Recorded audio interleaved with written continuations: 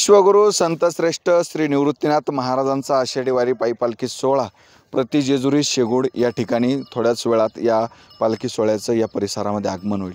प्रति जेजुरी शेगूडला नेमकं काय, या रथावरती कशा प्रकारे या भंडाऱ्याची उधळण केली जाते, कसा हा भंडारा चालू झाला, काय या भंडाऱ्यामागचा इतिहास आहे। आपल्यासोबत नाशिक रोड परिसरातील प्रगतशील शेतकरी सचिन सोनवणे आहेत। सोनवणे साहेब, काय सांगाल, कसा इतिहास आहे, कशामुळे हा भंडाऱ्याची उधळण या पालखीवर सुरू झाली?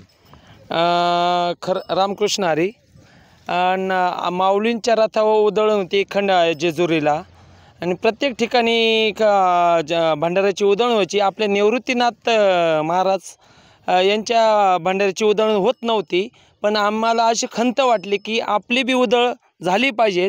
शेगूड येथे 2023 पासून नाशिक रोड शिवजन्मोत्सव समिती यांच्या मार्गदर्शनाखाली शेगूड येथे भंडाऱ्याची उधळण चालू झाली।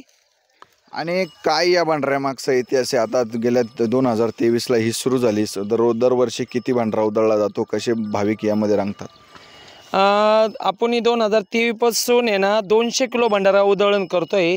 सर्व वारकरी खुश आहे, सर्व आनंदच वेगळा आहे तो वारीतला भंडाऱ्याची।